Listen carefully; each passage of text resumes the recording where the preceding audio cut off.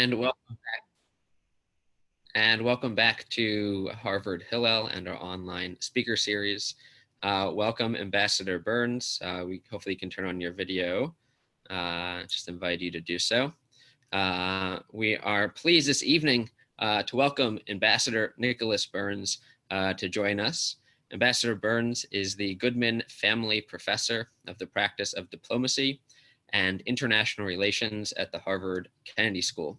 He is faculty chair of the Future of Diplomacy Project and also of the Project on Europe and the Transatlantic Relationship at the Kennedy School's Belfer Center for Science and International Affairs.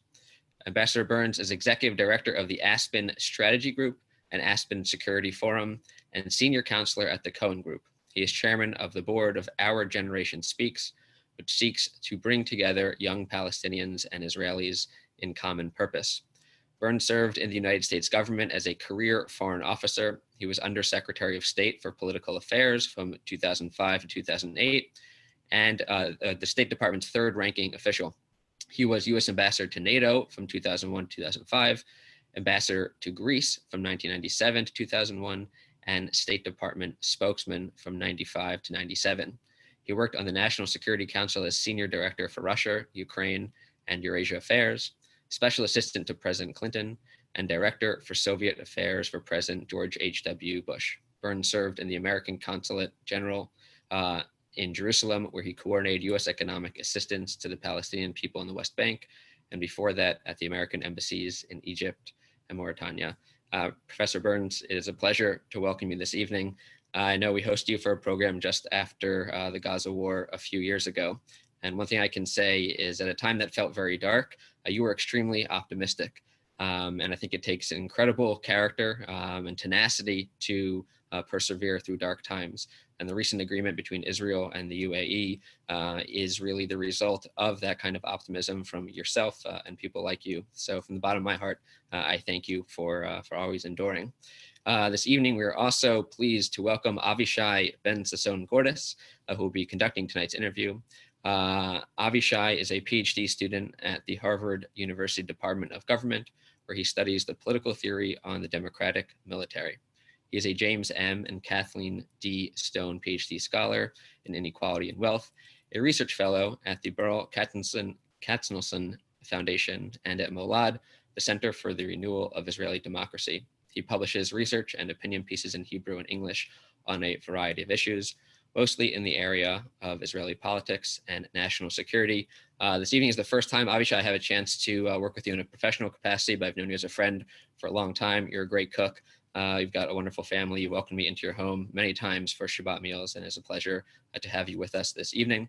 So without further ado, I'll turn the table over to Avishai and Ambassador Burns. As a reminder, we will be taking a Q&A in about half an hour. Down below, you can find a link for Q&A. Just click on that, submit your questions, make sure to do so by name. We'll have many questions. Unfortunately, we won't be able to take all of them, but when the time comes, we'll be in touch with you and we will promote you to a panelist so you can turn your video on and your audio and ask your questions directly to Ambassador Burns. So without further ado, Avishai, take it away. Ambassador Burns, it's a pleasure to be talking to you this evening. And since we don't have, I think you're muted. And since everybody wants to hear you speaking and not me, that's a shame. Good, how's that? Is that better? Much better, much better. So I think since we don't have a lot of time, maybe let's get directly into the meat of things. So as Donnie mentioned, Israel and the UAE just signed an agreement or in the process of signing agreements that will lead to further normalization between the two states. And maybe let's kick off with talking about the significance of this, since, as you all know, these two countries have been in relationship, not necessarily open for a very long time, but nonetheless close. What does the current deal change or contribute to what has already been existing between these two nations? Thank you very much, Avishai. And let me say, first of all, I'm pleased to be with you. Thanks to Danny for organizing this. I apologize for everybody that I was late. I was in class, actually, until 7 p.m. And then we had a computer glitch. It took me a little while to get on, but that's why I was late, and I apologize for keeping you all waiting. Avishai, I think this is a highly significant agreement and very welcome. Everybody on this call knows that Israel's been isolated in the region since May 14th, 1948, with two exceptions. The Egypt-Israel peace agreement of March 1979 and the Israel-Jordan agreement of 1994. And it's been, from an American perspective, it's long been a strategic aim, I think, of every American administration, certainly in the last half century since the '67 war, that we would help Israel emerge from isolation, be able to create relationships that are official and formal and open. And that will allow people to go back and forth across borders, business people to work with each other, diplomats hopefully to prevent any kind of conflict ever again between Israel and that country. It hasn't been an easy peace with Egypt. It's waxed and waned. Right now, Israel and Egypt are in a pretty fairly strong strategic relationship. They have common problems in the Sinai and common problems in the wider region. That's also true with Israel and Jordan. I know it's true of Israel and the United Arab Emirates. When I was Undersecretary of State and I had global responsibility, I chaired our U.S.-Israel Strategic Dialogue for the U.S. government. This is in the George W. Bush administration. And we worked very closely with the Israelis, as you can imagine, on Iran, the nuclear threat, and all those issues. And it was already clear that the Gulf Arabs saw things differently, that they saw Iran as the major threat to themselves, to their rule, and their hopes for the future in the region. So it's not surprising that this should come about. The worst kept secret in the world over the last 8 or 9 years has been the developing strategic relationship between Israel and many of these Gulf countries. But it took courage. It took a lot of forethought and planning for Sheikh Mohammed in the United Arab Emirates to agree that he'd be the first mover. It's always difficult to be the first mover. There's always an advantage to being the first mover. I hope we see that in the case of the UAE. And I know him from my time in government. He's highly intelligent. He's a planner. He's very sophisticated about the world. He's one of the most impressive world leaders when you sit down and talk to him about issues. And I think he understood it was important to make this symbolic and practical gesture, and to hopefully get something in return from Israel, which he thinks he did, which is what Prime Minister Netanyahu would say, the suspension of talk of annexation for 3 years. What the UAE and I think the United States hope, certainly I hope as an American citizen, that Israel will never annex the West Bank. I think it would be a disaster for Israel as well as for the Palestinians. So this is a tough deal. And Sheikh Mohammed approached it with a high degree of strategic planning. And obviously on the part of Prime Minister Netanyahu, it's a tremendous accomplishment by the Israeli Prime Minister and the Israeli government to have achieved this. And there are all sorts of benefits. I think that the Emiratis were motivated by making sure that they could have an open relationship strategically with Israel, both in terms of government to government work, but also economic. It's going to be in Israel's interest to have access to that market. And it's going to be in the interest of the Emiratis to have access to Startup Nation and the high-tech community that I visited with when I was last in Tel Aviv in December before the coronavirus made travel impossible. I listened to a podcast this morning, which I encourage you to listen to, with Martin Indyk. It's the Council on Foreign Relations podcast. Martin is a friend of mine. He was twice U.S. ambassador to Israel for Bill Clinton, and also was Assistant Secretary of State for the Near East. And still very well informed and very well plugged in. Martin speculated in the podcast that the Emiratis were worried about the isolation of King Abdullah II of Jordan, that they wanted to help him because he does have an official relationship with Israel. But he's exposed here, obviously. 40 to 50% of the people in his kingdom are Palestinians. And so this is a way to strengthen King Abdullah II. That's a major priority for the UAE, Martin thought. I thought that was an intelligent way of looking at it again. So as an American, I think this is great for us, that Israel's emerging from isolation. And I also very strongly believe that Iran's a major threat in the Middle East. I'm a former nuclear negotiator on the Iran issue for Secretary Condi Rice and President George W. Bush. So I start from the presumption that I don't trust the Iranians. I supported the Iran nuclear deal with the JCPOA of President Obama, because I felt it would tie them up for a good 15 to 20 years. But I don't trust the Iranians on the nuclear side, and I certainly don't trust what they're doing. I'm opposed to what they're doing, as is Israel, as are most of these Gulf states, what they're doing in Yemen and in Iraq and Syria and Lebanon and in Gaza. So for me, this is a good news story. Thank you so much. There's so much to unpack in what you just, in all what you just mentioned, is some of the benefits to both sides and to the U.S. of course, in this development.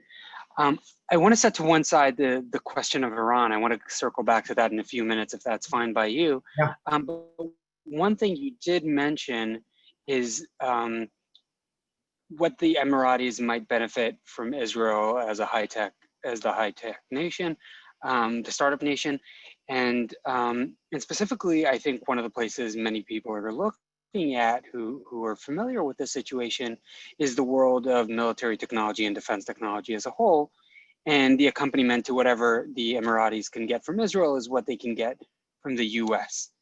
Now, one thing you've worked on and is very important has been traditionally important to Israel is the matter of the qualitative edge, the benefit, the advantage in technology vis-a-vis the surrounding states that Israel has, even relatively benign or even peace states. And one of the things that came up in regards to this current agreement is the possibility that this will clear the way for the Emiratis to get access to the F-35 program. Right. I'd love to hear what your thoughts on that are. Should Israel be, where do you expect Israel to fall on this? Where would you advise Israel to fall on this? And the US as well. You're right to raise this, Avishai.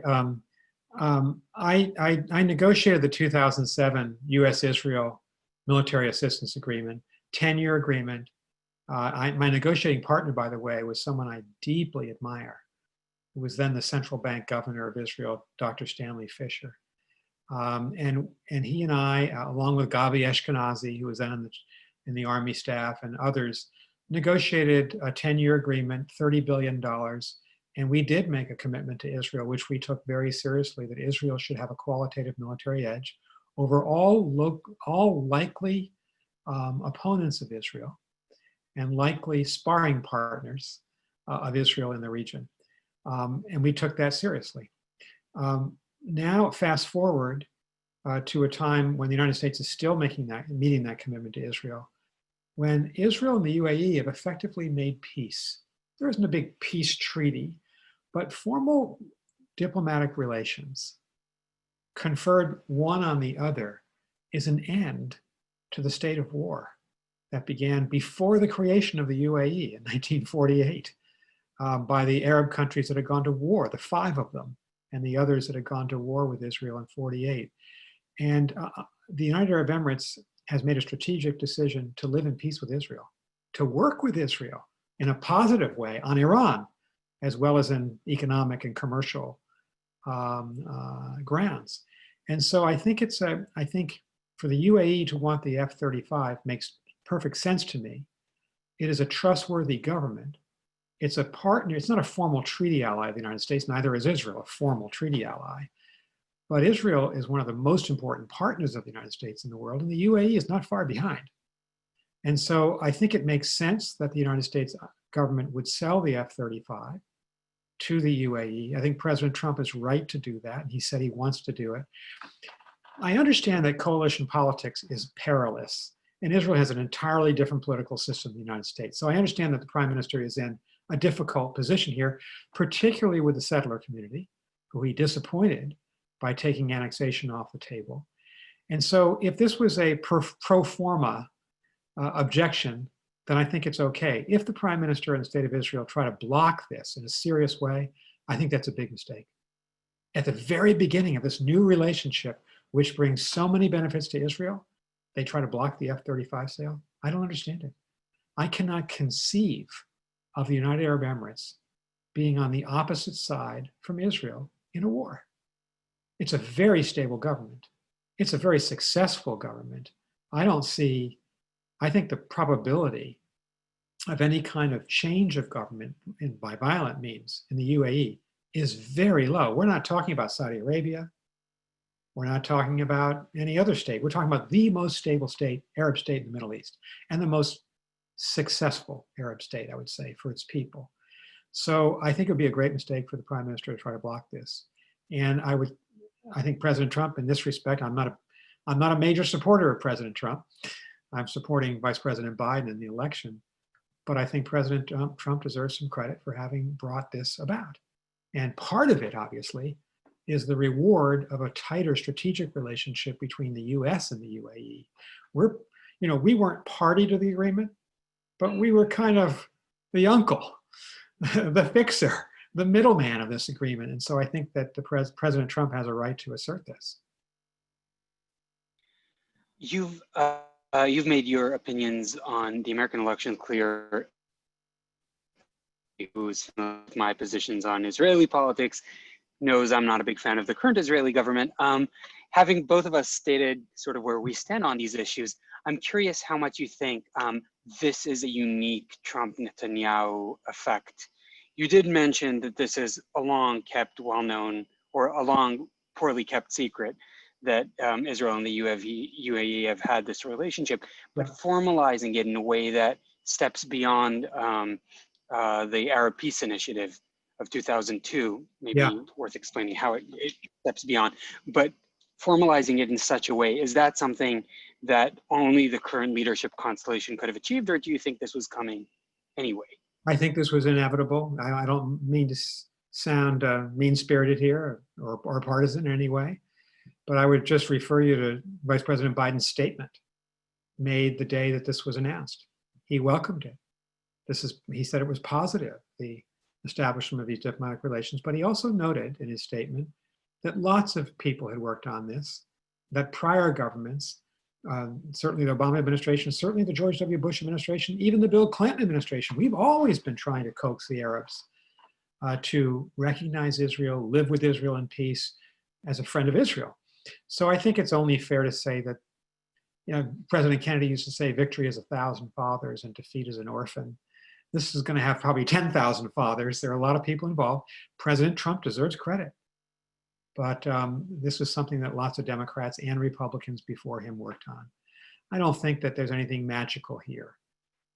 If Vice President Biden wins, he's a strong supporter of the state of Israel. Strong supporter, has been throughout his career. Frankly, it's hard to find a national leader in the United States who would not have wanted this to happen. And who, if they had been president or secretary of state, of course they would have worked for this. And so I think one of the great strengths we have in the US-Israel relationship, it's bipartisan in the United States. That Democrats and Republicans both believe in the strategic basis.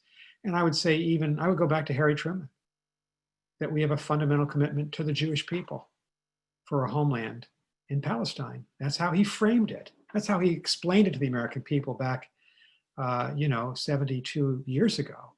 And I deeply believe in that. And I'm not someone who supports President Trump. And I'm not unusual. I'm typical of people who serve in our government who want Israel to succeed.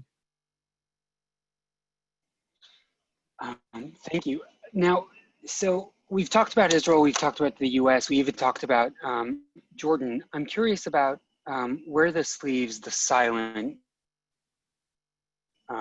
participant of this entire conversation. I'm referring to the Palestinians. Yeah. So off the table goes annexation for the time being.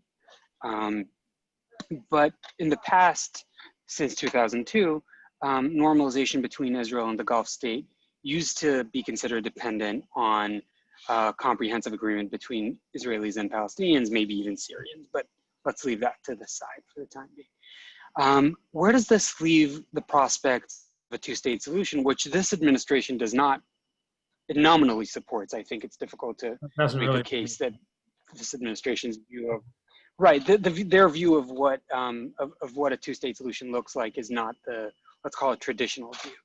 But in light of this, now that Israel and Netanyahu has been making sort of these statements that seem to indicate that he believes that he can have his cake and eat it too. What do you think this plays into the longer term? Thank you, Avishai. I think it's the $64 trillion question. This is the big question that remains to be answered. It's one that concerns me and concerns a lot of people. Again, Martin Indyk articulated this reservation of his own on the podcast that you can listen to on CFR website. I would have preferred, as an American, to have seen the Israeli Prime Minister commit himself to never annex the West Bank. Not just a suspension of the plan, but a cancellation of the plan. That would have been a much stronger agreement for the UAE, for the Arab countries that do want to live in peace with Israel, because it is the keystone question for the future of the peace negotiations and the future of the Palestinian people. I mean, we have a very sophisticated audience, I know, online with us. They know the Middle East. I'm sure most people have been to Israel, and maybe even you've been to the Palestinian territories. I was in Israel and the Palestinian territories twice, in November, December of just this past year, 2019, and I worked there for 2 years, as Danny said. An annexation of up to 30% of the West Bank would be a catastrophic event for the Palestinian people. And it would destroy the prospects, in my judgment, of a two-state solution. This has been a bitter pill for the Palestinian leadership. And it breaks the Arab consensus and that was articulated in the Arab peace offer to Israel way back when they said that all the Arab countries would make peace with Israel, recognize Israel formally once there was a deal. So now the UAE has broken out. It's gotten way ahead of that. I agree with that because you can't wait forever and history can't wait, for things that may or may not happen. But I think as an American, I just say to Israelis or to people who are committed to the state of Israel and maybe see Israel's side more than the Palestinian side, this is the great existential issue, as you all know, for the future of the state of Israel. Israel cannot remain a Jewish democracy if it continues to occupy the West Bank and to keep people, deny people their sovereignty and deny them their freedom of choice about what kind of government and what kind of system and society they want to live in. And as long as this problem festers, Israel will be an incomplete state with an unknowable future. And as a friend of Israel, I think it's a dangerous thing to put the Palestinian issue off into the future. So I can certainly understand as a diplomat why people react in certain ways. I understand why Abu Mazen and Saeb Erekat have denounced this. They couldn't face their own people if they didn't denounce it. So now we have to have diplomacy come into play. We need to have a genuine offer by the Israeli government to go back to the negotiating table. And you know what? If Israel did that, there might not be anybody there. Why? Because the Palestinians are fundamentally divided between Hamas in Gaza and the Palestinian Authority in the West Bank. They can't get their act together to put together a common delegation. Yeah, I've told Palestinians, if I were Israeli, I wouldn't make peace just with the Palestinian Authority, with Hamas menacing me behind my back in Gaza, threatening Israeli cities, threatening missile strikes against Israeli cities. So I think it'd be actually to Israel's tactical advantage, and also I think the right thing to do for Israeli interests, to signal, okay, we're willing to go back to the table, to talk about a two-state solution, to talk about two capitals in Jerusalem, to talk about everything that's been on the table, more or less, since the 1967 war. And if Israel did that, it would have the upper hand automatically. And it would then be a process of waiting for the Palestinians to be able to have the courage and political will and political strength to come to the table, hopefully in a unified delegation. Absent that, there's always going to be suspicion of Israel in parts of the United States. You see it in our political system. You see it in college students with this movement, with the BDS movement, which I violently disagree with. I mean, I disagree completely with BDS. BDS would mean that Harvard University professors and students, all of us, and staff, would not be able to go to Israel, would not be able to have common programs with Israel. It makes no sense to me. But there is a considerable, and I would think growing part of the American political system that believes that. Sometimes I think there are people who don't actually know the reality of the Middle East, never maybe have been there, don't have a complete understanding. I'm going on far too long, Abishai. I'll just say this. I'll put all my cards on the table. I did live for 2 years in a Palestinian neighborhood called Sheikh Jarrah in East Jerusalem. I worked for 2 years in the refugee camps and city halls and farming communities of the West Bank. And my sister-in-law, my brother's wife, is a Palestinian refugee. Her mother and father were living in Jaffa as young adults in May 1948. They were driven from their home by Jews fighting in that war. Their homes were occupied and they're gone forever. They've been 3 times refugees. They've been kicked out of 2 Arab countries. And they finally, this family, the Bahu family, found a home in the United States. I'm just because of family relations and my time in Jerusalem, sensitive to the fact that I hope Israelis recognize the vast majority of Palestinians are willing to make peace. There are violent rejectionists who we should not deal with and Israel should not deal with. But the vast majority of the people of the Palestinian communities are ready. They have had uneven, sometimes terribly poor leaders.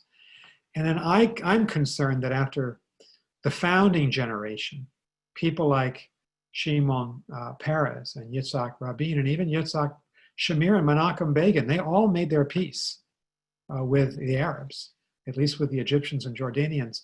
I'm concerned that Prime Minister Netanyahu is not part of that Israeli tradition, and then it's a huge mistake because there'll come a time when Israel might really rue the day that it didn't take opportunity when Israel was strong to make a peace. And I'm sorry I've gone on so long, but that's a complete answer to an incredibly complex question that you asked. Don't be sorry at all. I thought this was a fabulous and fascinating, personal and well-analyzed answer. Setting that aside, going back to the Iranian questions you mentioned, and I encourage people. Ambassador Burns mentioned so many fascinating things that I can't pursue all of them. Ask them in the Q&A, drop them in the questions. Danny and Jamie will ask them later on in the back half of this conversation. So just maybe let's finish on the Iranian issue. The Trump administration, the JCPOA successfully curtailed the Iranian nuclear program, rolled it back for the first time since 2006. Yep. And set in place strong verifiable measures for a time. It was not perfect. I don't think anybody imagined it to be perfect. The Trump administration pursued a very different tack in its approach to the Iranian regime with arguable success. But 4 years have passed, or 3 years have passed since the administration, the US, pulled out of the JCPOA. What do you envision as the way going forward to deal with both the Iranian nuclear program, but also more broadly, Iranian meddling and involvement in the far corners of the Middle East and the Horn of Africa, but that entire region? Avishai, I agree with the way you described it. It certainly was far from a perfect deal. I kind of looked at it, I was a private citizen when it was negotiated, as a 60-40 deal, 60% positive, 40% worried me. But in international politics, you rarely get 100% of what you want. I thought President Obama and the British, French, Germans, Russians, and Chinese were right to take the deal because it shut down the 2 routes to a nuclear weapon: the production of fissile material through the enrichment of uranium and the processing of plutonium. And we had 24/7 eyesight, the IAEA did, on those Iranian nuclear plants. They couldn't have broken out without us knowing about it. It wasn't perfect. It didn't deal with ballistic missiles. I would have preferred, as a Monday morning quarterback, ex-negotiator, longer timelines beyond 2030 into 2040 or 50. So the answer to your question is, I think President Trump in a second term or Vice President Biden in a first term would be right to think about another negotiation. My own personal preference would be a result that would be tougher on the Iranians, meaning longer timelines, inclusion of ballistic missiles, which are so dangerous to Israel and the Arab states and to civilians in the Middle East. And I certainly believe that it's a tactical question to exclude Iran's behavior in the region from the nuclear negotiations.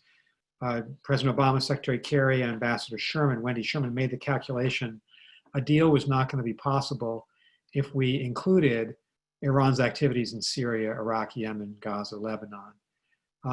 I think we need answers from the Iranians. It could be a deal on the nuclear weapons to constrain and shut off their nuclear program. And it could be a second parallel effort by the United States, by the Emirates in Saudi Arabia, by Israel to contain Iranian power in the Middle East. I think we need to be tough as nails with the Iranians on their regional activities. I'll just mention one thing, Avishai. I was in Israel in the first week of December. Secretary Ash Carter and I led a Harvard delegation for strategic talks with a Tel Aviv think tank. And at the end of our several days there, I went with the IDF up to the Lebanon border, and then with the IDF, some associates of mine and I, to the Golan. And you can't stand on that border across from Lebanon and not understand the threat to those northern Israeli towns and villages from Hezbollah and from the Iranians who created them or supporting them. And you can't stand on the Golan without, I remember the Israeli major, IDF major saying to us, guess who's down there?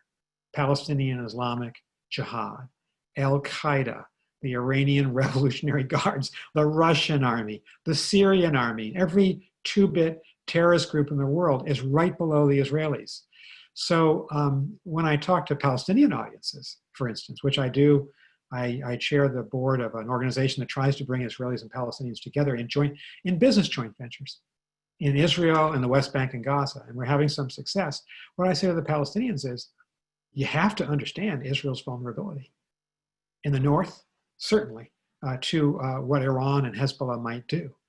And that makes me as an American want to strike a tougher deal with the Iranians, if we get to that. But something has to be done to tie up the Iranians and prevent them from reconstituting their scientific program, their research program, and even then building a store of fissile material. And here I must say, I strongly disagree with President Trump in breaking the deal. It may not have been perfect, but it was a deal that would have constrained the Iranians. And now what are we left with? The Iranians are completely unconstrained. They have the liberty now and running room, because China is now supporting them and Russia, to do what this deal would have prevented them from doing. So I don't get the strategic benefit to us. In fact, I don't see any in having broken the deal. President Trump, did not offer anything in return to Israel or those of us in the United States who want to see Iran tied up in red tape for decades.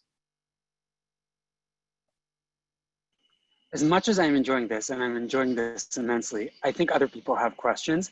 So I'm going to hand it off to Danny or Jamie. Which one of you is gonna field the questions from the audience? Thank you so much, Avishai. Jamie and I are tag teaming this behind the scenes. So we're just gonna start taking some questions right now. Hopefully we'll still have time for some more. So please do, if you still have a question, add one in the link below. In the meantime, we are first going to go to Max August. And Max is up. Max, if you can unmute yourself and turn on your video. Max is a recent alum, wonderful dear student who's also the organizer of the Israel Summit, a phenomenal program that we've done at Harvard Hillel. So Max, go ahead and ask your question. Great. Hi, Max. Thank you. Thank you so much, Ambassador Burns, for your time and really for your principled statesmanship over the years. I think you're the epitome of American leadership in the world. It's truly a better place and safer place because of your impact. So thank you again for everything. My question is about another big country that's gotten more involved in Israel and the broader Middle East, and that country is China. I know there's been a lot of noise the last couple of years trying to open a port in Haifa, which seemed to have been abandoned after kind of U.S. pressure. And just a few weeks ago, a leaked document suggested there might be a new partnership emerging between China and Iran. So I know there's a lot to unpack here, but maybe if I could just ask you, what do you think are China's objectives and ambitions, vis-a-vis Israel and the broader Middle East? And then, how do you think Israel should try to navigate its relationship with China, given the pressure from the U.S. and trying to kind of block that relationship? Max, really good. It's a very good question. I thought a lot about this, especially in my visits to Israel, in talks with the tech community and the Israeli government. And I think this is a tightrope for the Israelis to walk. I mean, I certainly would never say that Israel doesn't have a right to trade with China. We trade with China. They're one of our largest trading partners. I just think that Israel has to be careful. Israel is a strategic partner of the United States. Much, but not all, of Israel's sophisticated military technology comes from the United States. We have a partnership and we have trust between us. The Chinese are after that technology. They're after dual-use technology. They don't want to have to do the tough work of R&D and research that you've done in Israel and your remarkable tech community, and we've done. They want to steal it or acquire it if they can through commercial means. And there's obviously a dialogue between the US government and Israel about this. At the very highest levels and at every other level, Israel has a right to trade, but there's certain technologies that should be off limits because of the long run competition between the United States and China for power. I would cite digital age technologies, the militarization of AI and machine learning, of quantum computing, of biotech. That's all happening now.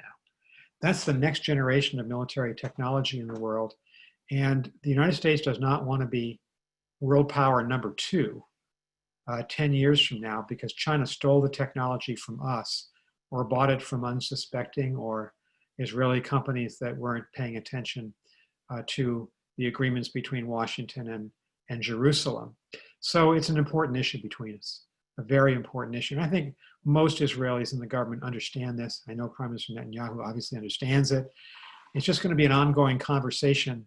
That's at times it's going to be difficult. At times the US, if it's providing the main technology to Israel, is going to say, we're not going to give you permission to sell the product that you derive from it, or the technology that you derive from it, to China. And I think we have every right to do that. I don't want to say that Israel owes us. We're a partnership. We believe in each other. Americans are committed to Israel, but we sure don't want Israel to sell technology to China that would undermine the United States, undermine our military. The course I'm teaching this semester at the Kennedy School is on great power politics. One of the big issues we're going to look at is the Indo-Pacific and this incredible competition underway between the US and China in the Spratly and Paracel Islands of the South China Sea, in the Sukaku Islands where Japan comes in, of the East China Sea. The fact that the US, Australia, which is a treaty ally, Japan, treaty ally, and India are now teaming up in a quad to limit China's military ambitions. The Australians are about probably the best American ally in the world. We do more with them on the military and intelligence side than anybody else, and political side. And the Australians don't want to see Israel selling sensitive military technology to China. The Japanese don't want it. The Indians don't want it. So I think Israel just needs to be careful here. And I'm sure Israel will be careful. Thanks, Max. Max, thanks so much for that question. That's great to see you. We're going to move now to Irv Plotkin. Irv lives in Cambridge, is a dear friend of Harvard Hillel and a cantorial enthusiast. So Irv, if you're able to unmute yourself and turn on your camera, go ahead and ask your question. Thank you very much, and thank you, Ambassador, for everything you've done for world peace and mutual understanding. I fully agree with you that either a one-state solution or an annexation of the West Bank would make it impossible for Israel to be both Jewish and democratic. And I think with emphasis on democratic being very important. But what concerns me is the insistence, and even with those who say they want to live in peace with the two-state solution, of the right of return. And maybe you could explain the unique definition of a refugee with respect to Palestinians vis-a-vis the UN's general definition of second, third, fourth generation refugees. So that I always worry that that insistence really is a deal breaker. Well, Irv, this is one of the reasons, the right of return, there is no peace. And we've been so close, Israel has been so close with the Palestinians and sometimes with us as mediators. Certainly close at Camp David in 2000 at the end of President Clinton's term. Definitely close when my boss, Condi Rice, working with Ehud Olmert and the Palestinian leadership, Abu Mazen, got very close to a deal. This is one of those issues, I think it's harder than Jerusalem. I think the Israelis and Palestinians, they can figure out land swaps between the close-in settlements like Mali Adamim, you swap some land, they can figure that out, right of return. It's existential for both. And that's what makes it so difficult. As a diplomat, I have to believe that there's always the possibility of a breakthrough. And where the Americans have tried to go with the Palestinians is to say, of course, there should be some right of return, but it has to be in numbers that don't threaten the state of Israel or overwhelm the state of Israel. I'll give you the example of my sister-in-law, and my sister-in-law's family is not political in any way. And they're almost all in the United States, not all, but almost all now in this generation, my sister-in-law's generation. Her mom, who died 2 years ago, whom I knew very well for 35 years, she grew up in Jaffa under the British Mandate in the 1920s and 30s. She was working for the British Mandate government when the war came. Her parents owned a house in Jaffa. They had a right to stay. They were driven out at gunpoint. That didn't happen to every refugee. Some fled, some were killed, some were driven out at gunpoint. They were driven out. Should she have had the right of return? She's deceased. You have to take this on a case-by-case basis. Given the unique nature of the state of Israel, a Jewish state, I don't see that the Israeli government can or should accept unlimited right of return. That would fundamentally change the social and religious structure of the state of Israel. I understand that and agree with it. Israel has to be flexible enough to allow some right of return, that maybe that right of return isn't necessarily going to be to that house in Jaffa or that house in the German colony or wherever it was in 1948 or up in the Galilee, but maybe at some place, maybe there's compensation that allows them to establish a family home in the West Bank on land that is clearly, or Gaza, Palestinian. I think we who are diplomats, and I talk to my Harvard students about this is where creativity comes in. When you have two good arguments, because what you just said, Irv, is compelling to me. But when I listen to Palestinians talk about justice and the right of their grandfather to come back, that's compelling too. So here's where diplomats need to be able to connect people and fashion a compromise that works for both politically. And they haven't been able to do it. I should tell you, in 2000 and 2008, those deals should have been accepted by the Palestinian leadership, by Yasser Arafat in 2000 and by Abu Mazen in 2008. They'd be so much further down the road in terms of building a state than they are now.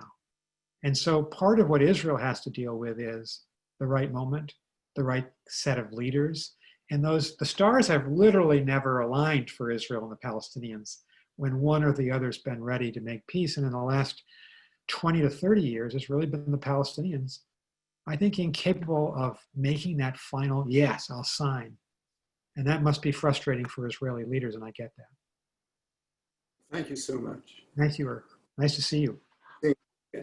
Stay well. See you. Thank you for your question. We're going to move to Ibrahim Al-Asil, who is a senior fellow at the Middle East Institute and an alum of the Harvard Kennedy School. Ibrahim, nice to see you. Please go ahead and turn on your audio and video and ask your question. Thank you, appreciate it. And Professor Burns, it's always great and a pleasure to hear your insights and analysis of what's going on. My question is about the geopolitical consequences of the agreement. You mentioned in the beginning the previous two peace agreements with Jordan and Egypt. How would you compare the Abraham Accords potential consequences on the region, especially when we talk about alliances, to those two peace agreements? And especially, I think now we're seeing what's happening in the Eastern Mediterranean and a lot of tension between Turkey and Greece. And now this, do you think there is a potential of a new axis of alliances from the UAE and Saudi Arabia to Jordan, Israel, Egypt, and probably towards Greece and the EU if in the future? Ibrahim, thank you. It's a really, really important question that you've asked. It takes us, I wanted to go here in this conversation at some point. I think it's a very difficult question to answer because, we can't look into a crystal ball. I would say I have 2 points to make. Point one is, looking back, I think you can argue that Anwar Sadat's incredible trip to Jerusalem, to Israel in 1977 was a more difficult thing to do for an Arab leader at that time. It took more courage. It was politically risky. And you know what happened? He was killed not too many years later, probably in part because he made that trip. But what a hero he was for making it and making peace with Menachem Begin. I actually think that King Hussein, His Majesty King Hussein's decision, with a lot of help from President Bill Clinton to make peace with Israel in 1994, took more guts. Jordan, much weaker, much more exposed, considering the numbers of Palestinians living in the Hashemite kingdom, than the UAE on this issue. UAE further removed, as I said before, not even in existence when Israel came into existence, not part of the original dispute between the 5 Arab states in 1948 in Israel. That doesn't mean to discount what Sheikh Mohammed did. I think Sheikh Mohammed is an extraordinarily impressive person. This was a courageous decision, but the level of difficulty was, I think, was heavier with the Egyptian and Jordanian peace agreements. Having said that, I'd be very surprised if we saw any other state emulate the UAE decision in the next year or two. I think the way that I'm going to be critical here of Prime Minister Netanyahu, I often am. I think his refusal to take annexation off the table and his apparent attempt to block the F-35 sale have really created some doubts in the Arab world about whether he can be trusted. And so for Kuwait or Oman or Bahrain, I don't think it'll be Saudi Arabia. I don't think it'll be Saudi Arabia. I think they'll be last. They have a different way of looking at things. Or even Qatar, to make this step would be risky for them. Here, the UAE has really stuck its neck out and taken a lot of criticism in the Arab world. And they have a suspension of annexation, not a cancellation. And now they have Prime Minister Netanyahu fighting them over the F-35 sale. The Emiratis have to be disappointed by this. I wasn't in the room. I don't know what commitments, secret commitments, if there were any, were made, but there often are. There are often oral commitments made. You shake hands over understandings. This took a lot for the Emiratis to do, because the prime minister, if he stays in power, if there's a 4th election, and he stays in power for a long time, he could pull the rug out from under them on the settlements, on annexation 2 or 3 or 4 years from now. And then the Emiratis would look very weak. So I know there was President Trump and Secretary Pompeo were hoping that other Arab countries would follow suit. I don't see that happening. I hope I'm wrong, but I don't see it happening. Thank you. Ibrahim, thank you so much for that question. Ambassador Burns, I'm hoping we can keep you for a few extra minutes if you're willing. We got a couple more questions. I was late, so I owe you some minutes. It's called extra time in global football, right? Or extra innings in American baseball. So we'll do that. Thank you. Perfect. We're going to go to Alan Weisbard, who's an alum of Harvard College and a professor emeritus in the law school at University of Wisconsin-Madison. Alan, go ahead and ask your question.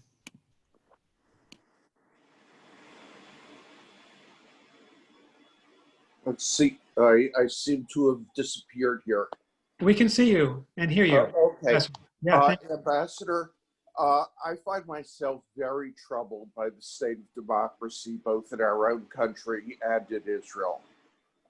We have some very important elections, obviously, coming up in November. The Israelis have been through several rounds of elections and have been unable to forge a stable or lasting coalition in the course of them. And my sense is that many of the requisites for successful democratic functioning have been weakened and undermined in the course of the Netanyahu government's time in power.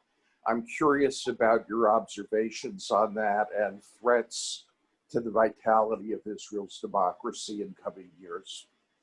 Well, Professor, thank you. And thank you for a very, very important question. I want to say that I agree with you about our country. I think we live in a glass house.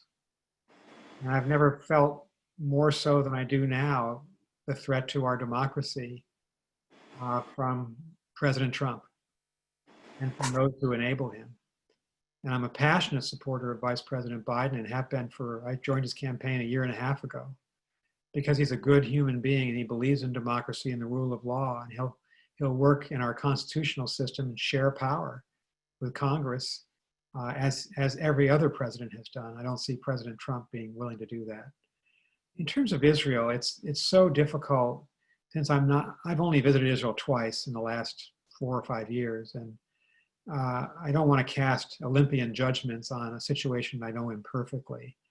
I will say this, what I do know well is how many Israelis look upon the Palestinians. There's a big Peace Now movement of people who want to make peace and live together in coexistence. And in our organization, Our Generation Speaks, which is Boston-based, and Brandeis is the home of it, we train young Israelis and Palestinians, millennial age, to come to Brandeis and learn business principles over 3 months, intensive study. And then they live together, Israelis and Palestinians, in dorms at Brandeis.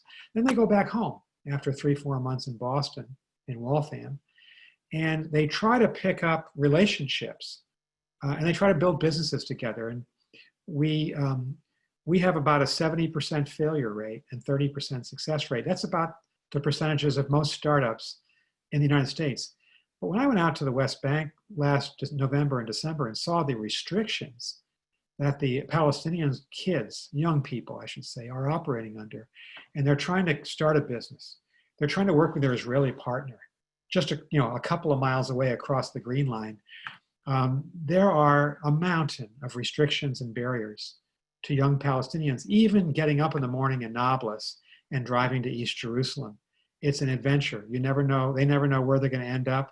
The number of checkpoints, the summary arrests, the imprisonments without trial. I have to tell you, these are anti-democratic measures that the Israeli army and the Israeli state have been taking against the Palestinians for decades. It's deeply troubling to me as someone who deeply believes in democracy and who knows the Palestinians and knows how closely they resemble most Israelis. Attachment to family, a deep belief that education can be the elevator up for their kids, a deep faith, and the right kind of faith. In this case, most of them Islam, some Christians. And so I think that Israel has made some profound mistakes, and I think that Prime Minister Netanyahu is head of the line. And I find him to be someone who has not tried to prepare the ground for an eventual peace. And as I said to Irv and others, I think this is a major mistake for the state of Israel and by the state of Israel, for its own future, much less the future of the Palestinians. So you got a long-winded answer. I apologize, Professor, but when you ask a really important question, I try to do justice to it. Thank you. Thanks so much for that question. We're going to go now to Nadav Sharon. Nadav is a good friend and has for many years been a postdoc here at Harvard. He's Israeli and heading back to Israel, taking up a position, I think, at the Technion. Nadav, it's great to see you. Please go ahead and ask your question. Hi, thank you very much, President Burns, for the very fascinating talk. My question goes back to the Iranian deal. So, can you hear me? Yes, I hear you fine, Nadav. Okay, Thank you. Yeah, so my question goes back to the Iranian deal. And I was wondering, you say that a deal was preferable over the current, over its cancellation. But it seems like actually the financial boycotts do more than just slow down the Iranian nuclear program. They actually bring about the option for an actual regime change. So my question is, like, it has two aspects to it. One is specifically about this deal. Do you agree with that, or probably not? So why not? Yeah. How would the deal be preferable? And the second question is general about your long career as a diplomat, and that is, why do many diplomats prefer deals that have sticks only as conditional aspects of the deal over actually implementing those sticks? The case, I guess, here. What a good question. On the first, Nadav, thank you. On the first question, so I was the Iran nuclear negotiator from 2005 to 2008 for the US government. And the Iranians wouldn't negotiate with us. They refused. So we started to sanction them. We passed 4 UN Security Council Chapter 7 sanctions resolutions. That means that every country in the world had to apply them in 2 years.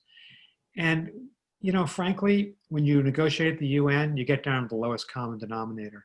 They were important, but they weren't decisive in leveraging the Iranians. What made a difference? When we went to US Treasury sanctions, and what really made the difference was the EU oil embargo, which happened after my time when President Obama was in, and the EU financial sanctions. That made the difference when the 2 largest economies in the world, the EU is the largest, the US is second, fully sanctioned financial and trade sanctions on Iran.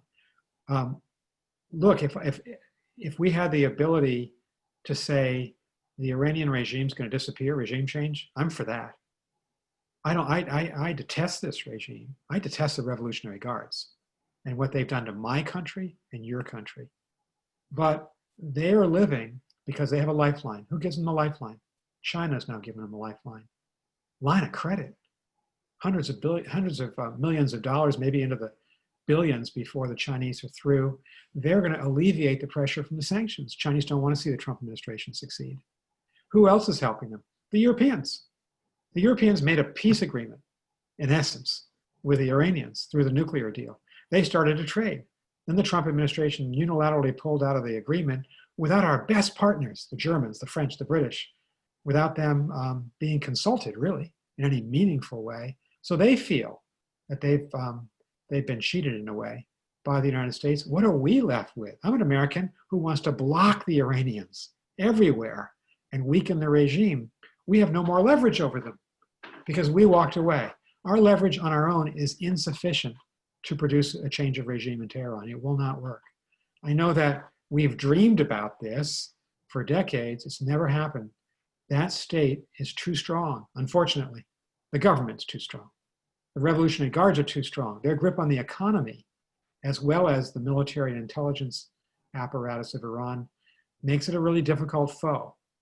I favored President Trump's airstrike to kill Soleimani.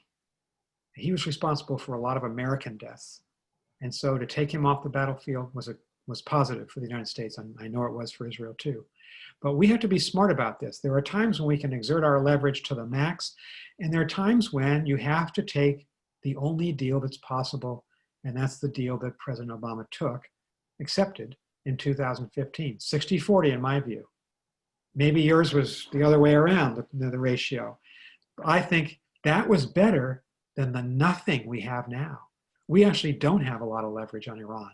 We should have more. And second, thank you for asking the question you did. Diplomats are not by constitution or identity opposed to the use of force. In fact, I teach war and peace negotiations here at Harvard. And one of my takeaways that I press upon the students is, there are times when diplomacy cannot succeed, unless it is tightly bound up with leverage, sanctions, the threat of force, or the use of force. And sometimes diplomacy, you use diplomacy to enable the use of force, or to have it in reserve if diplomacy fails. At least in the United States government, our diplomats are accustomed to working very closely with the Pentagon. I certainly supported in my own career the bombing of the Serbs by the United States military in 1999 to stop the persecution of the Kosovar ethnic Albanians.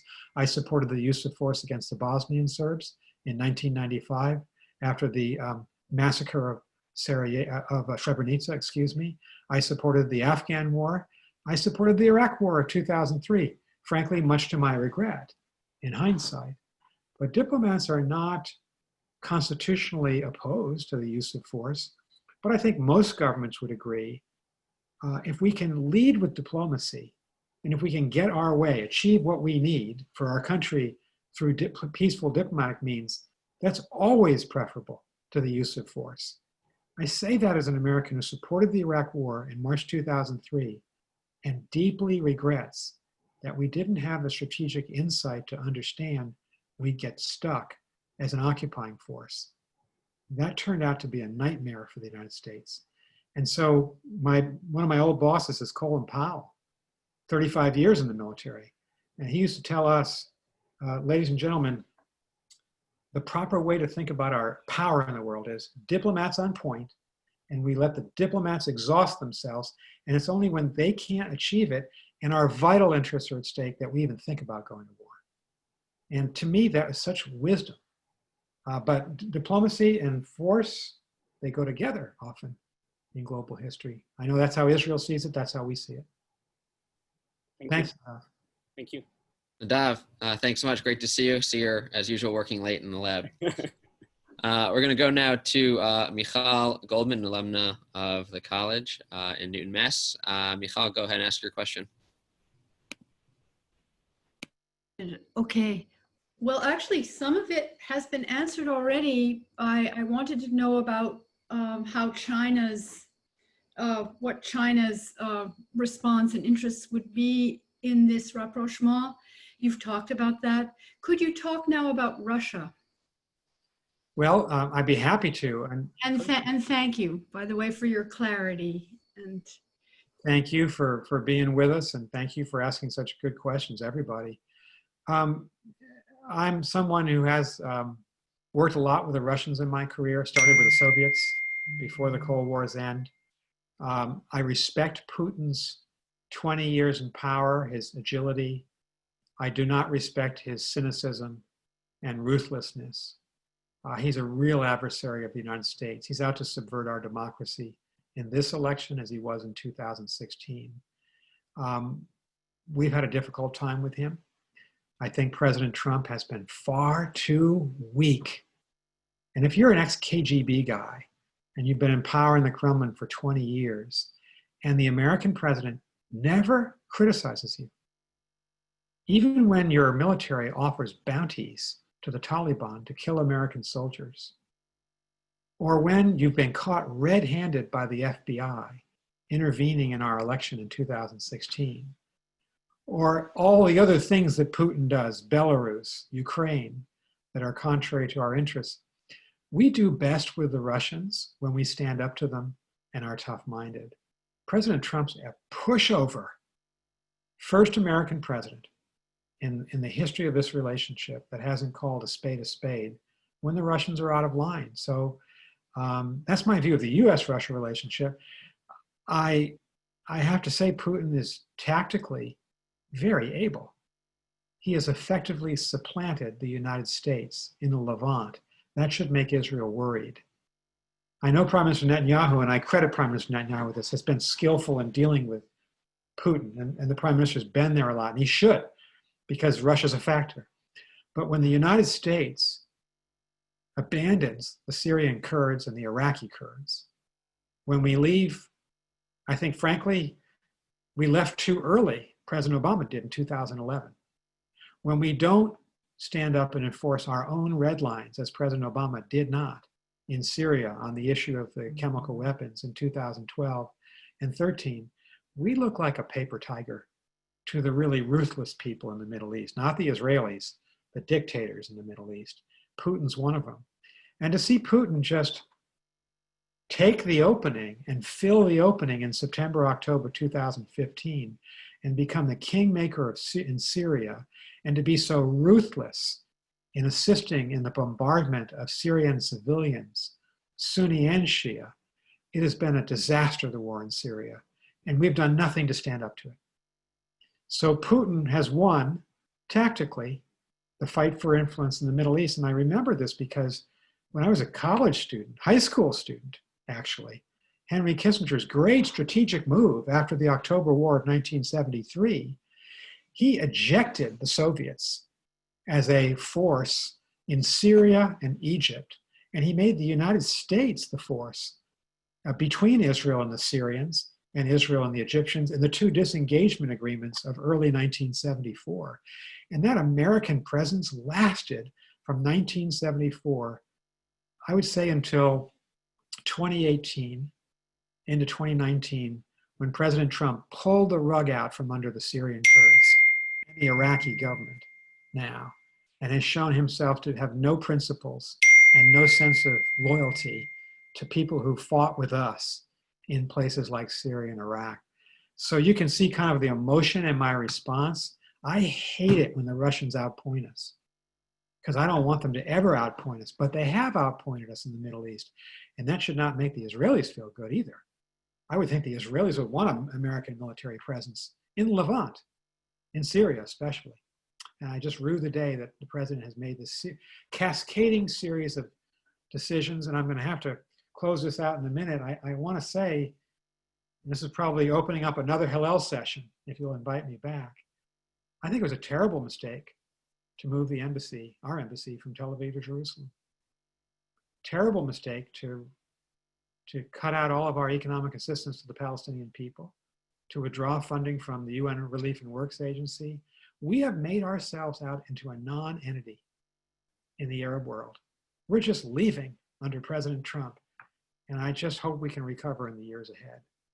And, you know, I'm speaking as someone who's very supportive of the state of Israel, but wants to see, from an American point of view, a peace agreement, and is happy to push the Israelis and Palestinians towards that agreement. President Trump has not done that. So one thing I wanted to say, Danny and Avishai, is that I have invited, my program and I have invited Saab Erekat to conduct several Zoom sessions with us, because he can't be on campus. He can't come to Harvard. And it'd be a really good idea if we teamed up. I mean, I'm happy to, we would greatly value people from Harvard Hillel community coming to those sessions. Ask tough questions. If you're critical, be critical.